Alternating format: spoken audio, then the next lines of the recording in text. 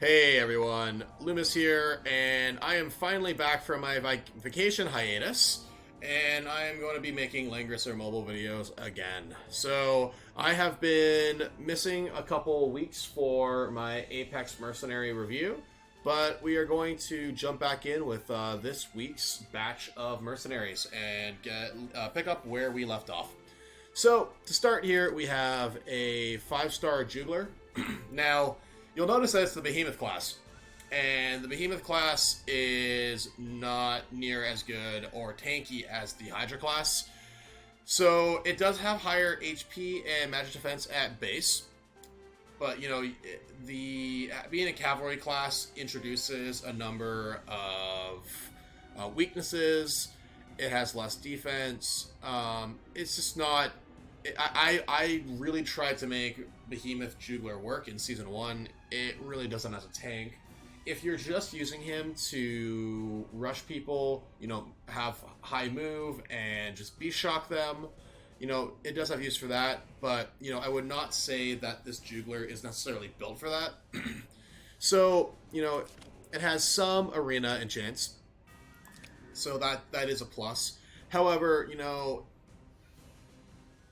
even if your Juggler is a little bit weaker in the Hydra class, I am not sure if I would rush to put this one in my box over that. It's going to kind of be a little bit, you know, context based, and I'm not sure. It's definitely not a bad Juggler, but in my opinion, it's not a particularly great one either. Alright, so now we have a 6-star Lana here, and... you know, Lana, now that we don't have summons, her value in PvP is significantly lower. Now, you'll notice that this Lana has 890 intelligence, so for level 63 and having Ancient Beckoning enchants out, it was 6-star, right? Yeah, it's 6-star. That's really low. You know, my Lana, for reference, has about 50, 60 more. Yeah, because mine's about 950 now. So mine's 5-star and has 60 more intelligence. It has clock, no breeze. You know, this Lana, it's okay. You know, if you're suffering from a lack of magic options, it definitely can help you out there. But, you know, I would not necessarily call this Lana particularly good. It's, as far as Lanas go, it's actually pretty below average. Now, another interesting case here is we have a Rachel here who's also 6-star with absolutely pitifully low intelligence. Below 800 is awful, not gonna lie. It won't kill anything, even though it has the 30% damage boost. The one thing it does have, though, is it does have the 2 debuffs dispel, which is very strong. It has a Tenios. So, this Rachel definitely has some niche use. It's just the intelligence is going to kill you. If you do run this Rachel, enjoy the 2 debuffs, but be warned, you are not going to kill anything. Alright, now we have a 5-star burn here, and quite frankly, this burn is terrible.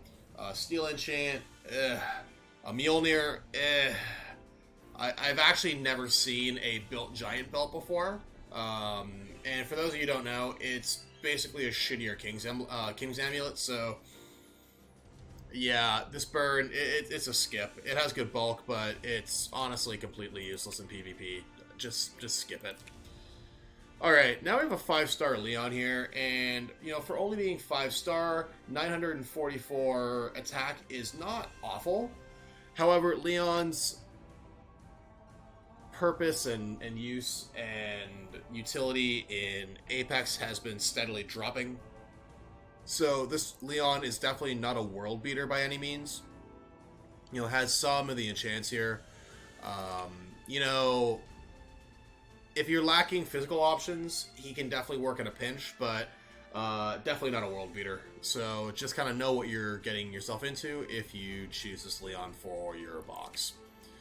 Alright, now we have a 5-star Holy Close here, and this is actually a pretty solid unit. This, I think, is probably the best Mercenary of the week, and this is one of the better mercenaries that we've had, I think, ever. So it has good equipment choices, it has its runes, decent stats, so you'll notice that it's holy, so that's why the intelligence is a little bit lower. So I actually think this close is pretty solid. It doesn't have any AB enchants, sadly, a couple arena enchants, but if you don't have a 4th healer, this is going to be an excellent option. And if it's stronger than your close and you have a close in your box, this is a no-brainer. Put in your Apex box. So I'd actually rate this close as pretty good. Now we have Dios here, and this is Avios's Dios. And for those of you who don't know Avios, he is a strat main. And big shoutouts to him because, as someone who doesn't use some of the more niche strat units such as Serena, and actually even like Emmerich, I'm trying to think of other ones. So Avios has helped me do some testing, especially when it comes to Ancient Beckoning. I want to make sure that I evaluated all of the units as correctly as possible. So he definitely was a big help for Sleipnir and a couple of the other Ancient Beckoning videos, just in terms of how some strat units really work. So big shout out to him. He has some pretty solid text guides. I know he's done one on Weiler, and I think he's done one on Serena now. So they are a little bit lengthy, but if you want a very, very in-depth look at some of the less appreciated strat units, go check them out.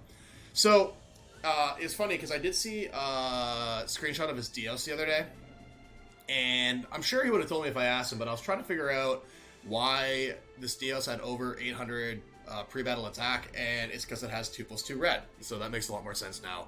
And normally I'm not a big fan of 2+2 red, but here I actually think it makes sense. Since his range is pretty good, full moon, I mean, you could just go full moon, but, if it depends. I can see the argument for 2+2 red here. So Dios is an interesting case. He can debuff like crazy. So I'll just go over like super quickly because people might not know. His talent is actually really good because it gives the 30% defense reduction. Now, the only other, off the top of my head, I'm fairly certain I'm right here, the only other minus 30 defense debuff is through Armor Pierce. So this is, the normal defense debuffs are 20, so this is actually a significantly larger debuff. And he also has things like Attack Break and MDEF Break, so you can basically cripple a unit as long as they're not wearing Overlords very quickly with a Dios. Now, he also has, Snare, which, you guys know what that does, and Route. So, decent mobility with aim. He actually has good equips here. Dios, I think this is about, I would consider maybe an EMB instead of Hydra, but there's nothing wrong with Hydra. A Jormungandr Eye. So, I actually, I don't know what to rate this Dios. I think he has all the makings of being an interesting play in Apex, but his stats are going to kill him. At the end of the day, his HP is very low. 801 pre-battle attack is very low. So, I think he has some potential as a very interesting pick. The low attack will be somewhat mitigated by his talent because, he's always going to be attacking, unless they have immunity, on a 30% defense down target. So he does have that going for him. If your box can support him, he's an interesting pick. But I'm gonna have to stay a hung jury on this one because I don't want to tell people he's really good and then you use him and he's not. And I'm not totally. I'm not comfortable saying he's a bad choice. So I don't know. This is probably the most conflicted I've been, I think, on a mercenary. On a unit to review here. So buyer beware. All right, next we have an Emmerich here. And I actually think this Emmerich's pretty good. you know, I think Emmerich, you know, there's definitely a learning curve to him, and you have to know how to use an Emmerich in PvP. But Emmerich can definitely be a very annoying unit to fight, and if not dispatched with quickly, he can start to make your opponent's life very miserable. Now, normally Emmerich's their build is full HP. This one has obviously an attack build, so this one's going to have a little bit more utility outside of just pure HP soaking. However, at the end of the day, it's still an Emmerich. He's never going to deal that much damage, so I think this one's interesting if it fits your box, but again, I'm not jumping in line to rush this one into my box. Alright, we have a 5-star Iris here, and I actually would say this Iris is pretty solid. It's not the best Iris I've seen, but it's decent.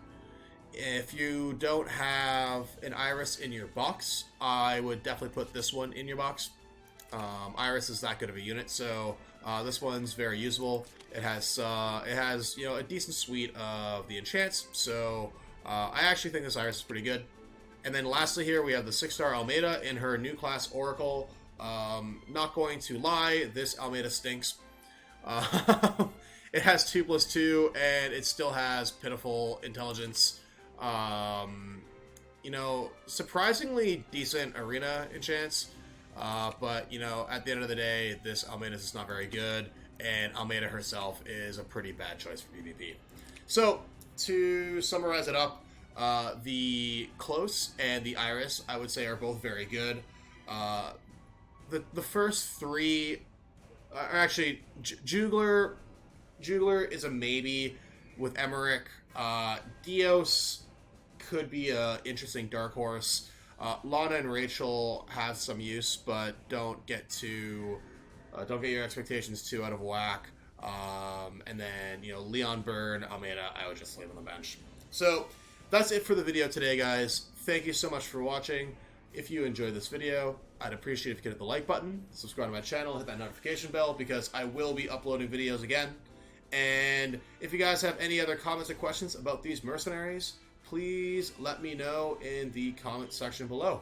Alright, thank you guys so much for watching, and I will see you again soon.